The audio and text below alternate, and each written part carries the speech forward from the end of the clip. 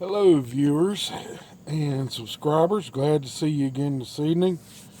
We want to do a video for you about a story that we did on our Discord on Saturday night. It is a story that has a little bit of strangeness to it, so I hope you enjoy it. And here is a disclaimer for you. In the video, there are two Bigfoot. See if you can find them. Yes, I'm picking on you guys. Y'all can handle it. You're grown-ups and adults. Anyway, on to the story. This story comes to you out of Wisconsin, near a place that is called Lake Dubay. I do believe that was the correct pronunciation of it. If it's not, someone leave a comment and tell me how to pronounce it. Sorry if I made a mistake. Anyway, this gentleman, he likes to go fishing on the lake. So he works Monday through Friday, like the rest of us. And he goes on Saturday mornings and goes and does some fishing. So Saturday morning he gets up extra early, about 5 o'clock, well before daylight. He gets out there, he's already got his boat hooked up, he's ready to go. He's runs over to the local convenience store, and they have biscuits and stuff like that there, sandwiches they can grab early in the morning. Anyway, he's got a cooler. He grabs some ice and gets him a couple of pre-made sandwiches to take with him to eat during the day, and then he grabs him a biscuit for the morning and a cup of coffee and jumps back in his truck after he fills the boat and fills the truck up, and he heads over to the lake. Well, anyway, he gets there to the lake. He done ate his breakfast, got a cup of coffee done. He puts his boat in the water and parks his truck, comes back, gets his rod and reels and stuff from out of his pickup and carries them over to his boat. He takes off to his favorite fishing spot on the whole lake. It's a little cove he likes. He's always been able to catch some fish in there. Even in the hot times of summer, just have to get in there early. Anyway, this happened this year. It's been about 3 months now. 2 months. 2 to 3 months ago it happened. And as he was fishing, he heard something hit the water and looked up and saw the rings going out from where something had either jumped in the water or and the thing was, it was pretty close to his boat. He said probably 5 to 10 feet from his boat. So at this point, he just goes back to doing what he was doing. He was tied on a new lure, and he was going to try. And he gets the lure tied on, and here comes another. He looks up, and he hears something else hit the water. Well, it's a couple feet closer to the boat, and he's not sure what it is. It wasn't a fish. You can tell the difference between a fish jumping and something hitting the water. Anyway, he's sitting there staring at the rings and, kind of looking out towards the bank to see if there's some way, shape, or form something had maybe the birds were going over or something like that and dropped something in the water. Anyway, he sees a rock come flying at him, and it's right next to the bank of the boat. Right next to the boat, right where he's looking at, he sees the rock come flying. Anyway, he sits there and he's like, who's throwing rocks? Well, here comes another one. And this is the fourth rock that's been thrown at him. And he sees where it started from in the woods. It started from in the woods. And then a fifth one comes. Well, at this point, he stands up in his boat and says, hey, quit throwing rocks at me. And he hears somebody run off in the woods. So he starts up his trolling motor and heads over to the bank, gets over to the bank and pulls his trolling motor out and climbs out of the boat, and pulls his boat up and ties it off. And he ain't in no big hurry to find out who it was. He never saw no one. So at that point, he decides to walk up through the woods and see if he can find where this person went to. Is he sure it's a person? Because they're throwing rocks. Bears don't have hands. Anything else that he knows of in the woods in Wisconsin don't have hands to throw rocks. So he he goes on a little fact-finding exploration mission that he's put in his head, and he's following along this little trail, and he can't see nobody because the brush is real thick and everything along the lake. And keeps walking. He walks in there probably 100 yards or more, and he starts hearing something that sounds like a voice. So he follows this voice. And then all of a sudden, he sees an opening. Well, he keeps walking on the trail, and about 5 yards, he said 5 to 10 yards out before he broke into the opening, he saw one large and one medium-sized creatures.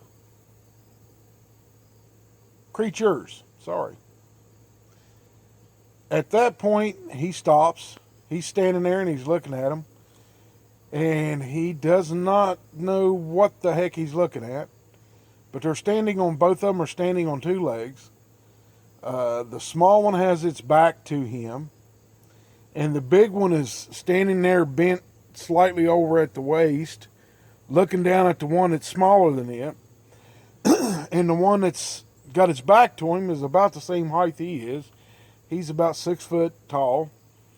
And the one that's 6 foot tall looks like it's making all kinds of weird gestures, with its arms, throwing its arms around and making all these little clicks and pops and broken language, and he doesn't know what kind of language it was. He hasn't a clue. He doesn't, he just said it sounded like, and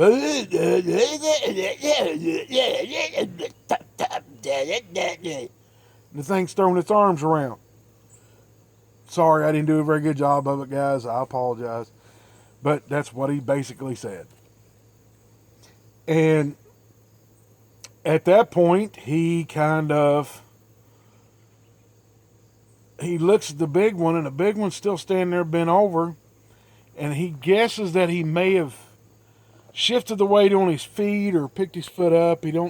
He's not real sure, but he made a little bit of noise standing there looking at it, trying to figure out what these things were. And when he made the noise, the big one looked right straight up at him and stared at him for a moment, then looked back down at the little one, didn't make a gesture, didn't make a noise, and then looked right back up at him.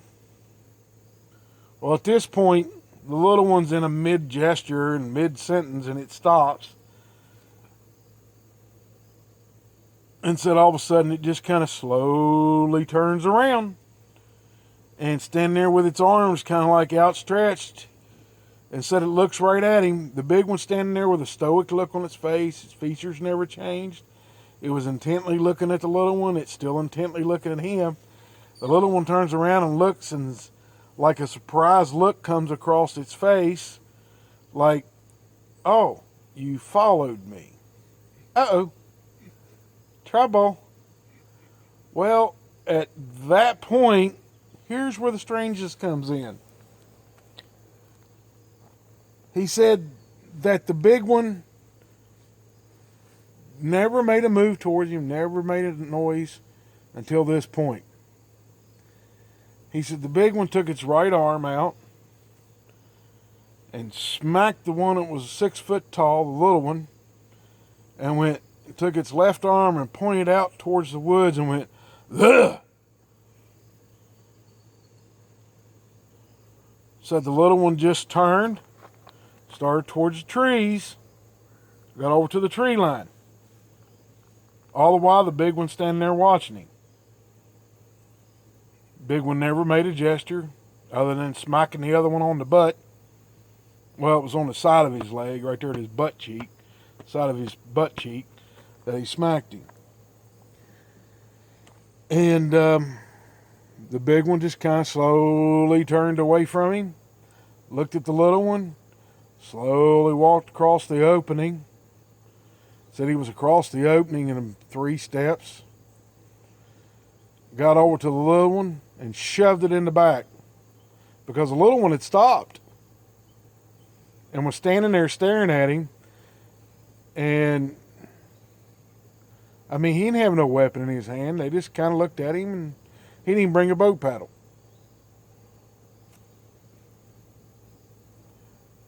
The little one, the big one gets up there to the little one and just shoves him right in the back.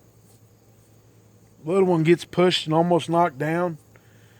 It recovers, and then all of a sudden drops down to all 4, takes off running through the brush. He said the big one never dropped, never did anything, just nonchalantly just kind of turned back, looked at him, turned it at the hip, and looked back at him, turned back around, and another big step, it was gone into the woods. He said 2 or 3 steps, that thing was out of sight. He said then he walks back, he's standing there for a moment, maybe a minute, and he's trying to figure out what he just saw. He's not sure about himself, what he saw. He pinches himself a couple of times to make sure he ain't having a dream. Then at this point, he takes off and turns around, starts back down the path. And when he starts back down the path, he kind of starts out pretty slow, and then after about 10 steps, he starts picking up the pace a little bit. And finally, when he comes to the boat, he's been at a dead run for half the trail back to the boat. He unties his boat real quick, throws a rope in the boat, takes a running start, shoving the boat out into the water, jumps in the front of the boat, gets in the boat, uses the trolling motor to get over to where he can put his big motor start his big motor and use it. Takes off, heads right straight back to the dock, gets to the dock, runs up, grabs his boat, leaves everything in the boat. He shut the motor and stuff off. Didn't even tie the boat up. I guess he'd ran it up onto the ground there at the boat dock. Goes over, grabs his pickup and trailer. And by this time, there's 2 or 3 other boats there, and there's a couple of guys that already put in. And he just comes running back over with his pickup, backs in, runs over, grabs the boat and the rope out of the boat, shoves it back in the water, guides it up towards the trailer, runs it up onto the trailer, goes to the front, hooks the winch to it that's in the front of the trailer, tightens it up tight, doesn't even do the normal stuff that he does to tie the boat on. He leaves everything in the boat.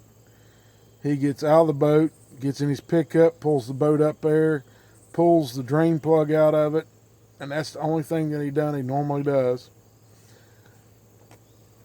He gets in his pickup and leaves, drives all the way home, goes in, his boat's sitting outside.